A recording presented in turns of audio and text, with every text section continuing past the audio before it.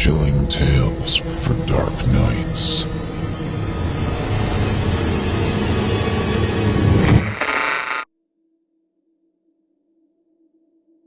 Advice from a Friend by Voleur. Performed by Otis Gyrie. 7 p.m. Friday, at the bar. "One little drink won't hurt," said Kylie, sealing her fate and condemning herself to the worst night of her life. 10 p.m. Friday, in the car of a stranger. "I think you passed my street." She was very sure, in fact, that her street had been passed. She'd been looking for it in between the waves of nausea and had seen the sign. She had some doubt, after all. Her vision was swimming in and out, so she wasn't sure she read it correctly. But then again, she had been rather close to it, her head being pressed to the window the way it was. "Hey, sir, did you hear me? I think you passed my—" But then she was interrupted by his large hand smacking her hard across the face. Kylie hadn't noticed in the bar with all those people standing around just how big this guy was. She might not have accepted his offer of a ride if she had noticed. She sat back in her seat in stunned silence, unable to process what was happening. 10:26 p.m. Driving further into nowhere. "Where are you taking me?"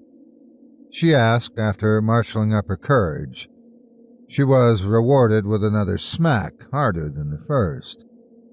Before she could think of how to talk her way out of the situation or to escape, her entire world had faded to black, perhaps because of the harsh slap or the drugs she'd been unwittingly fighting off all night.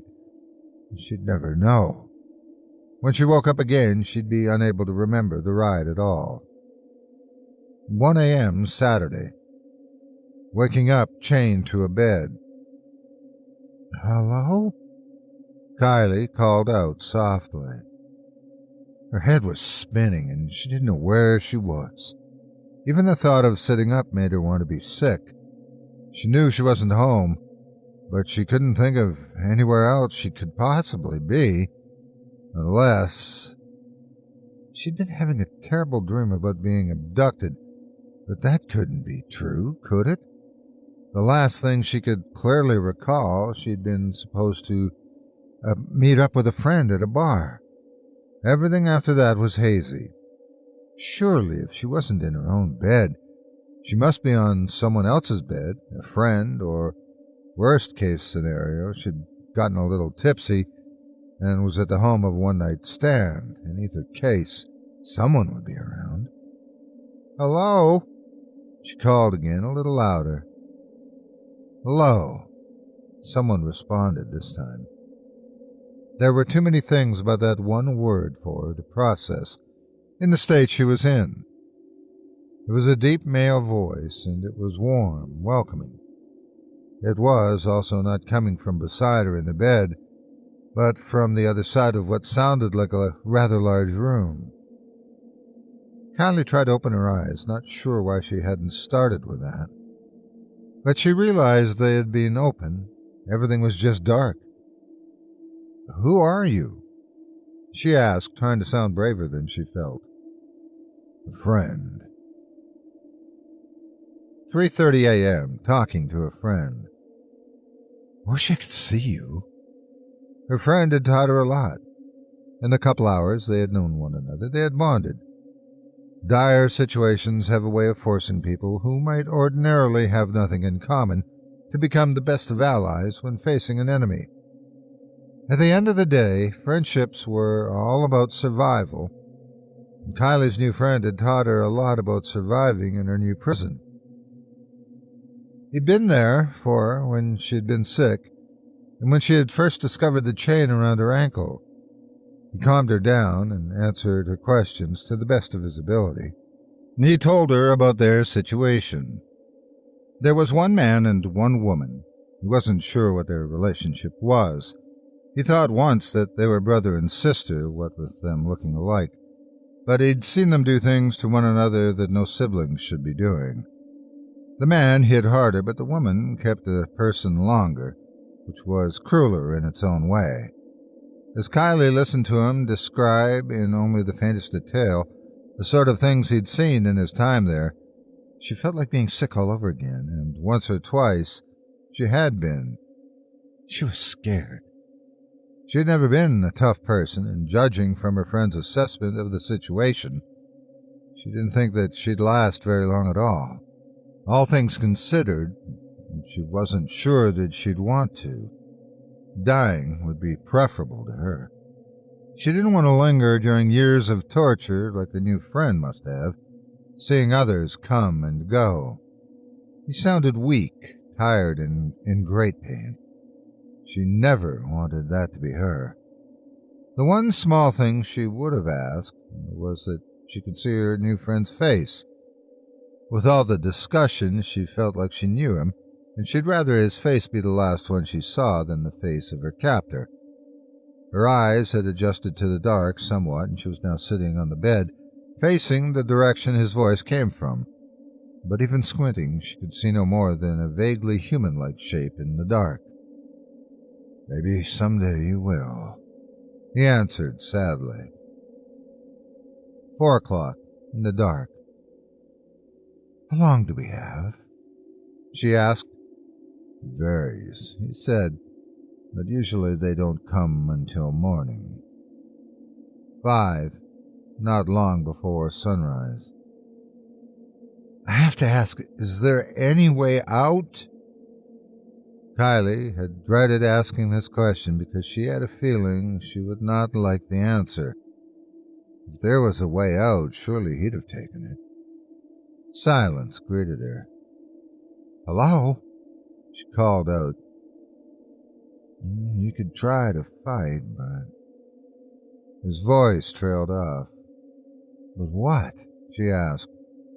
Instead of answering, he replied with, "Let me give you a piece of advice. If you fight, do it now, when they come for you." His voice sounded very tired then. "If not, you'll be waiting a long time. For, as weak as you feel now, you're not going to get any stronger. Not here." 6:30 a.m., waiting. In her hand she held a key. It was the spare key to her friend's apartment, and it hadn't been on her keyring yet. If it had been, it would be in her purse, wherever that creep had taken it. Luckily, he hadn't checked her pockets before chaining her to the filthy bed. It made for a poor weapon, but it was sharp at the end and was better than nothing. She'd take her friend's advice. The captors had keys on them at all times. If she could bring him down, she'd be free. If she could at least hurt him, he'd probably kill her quickly out of rage. Maybe that was the best she could hope for. She'd make her move now and go for the keys. She laid on her side, pretending to be asleep, waiting for the footsteps to get closer. She tensed as she felt his weight on the bed, but then she lunged. 6:47 a.m., laying in blood.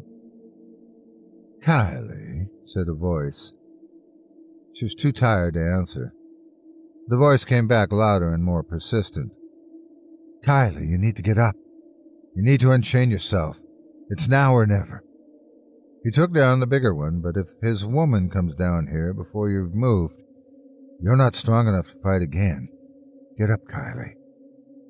She had won the fight, but only barely.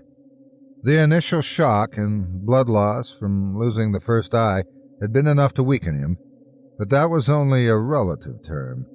He still been strong enough to beat her bloody, which she had continued to do until his last breath, even as she'd been stabbing away at him with her sad little key.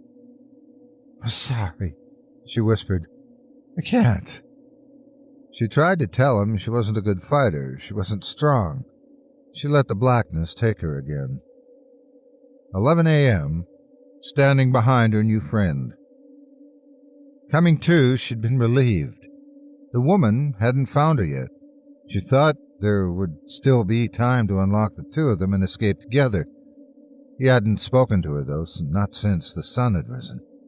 She stood behind the other bed, looking at the shape under it. "I'm going to get you out, okay?" She pulled back the sheet from the form and screamed.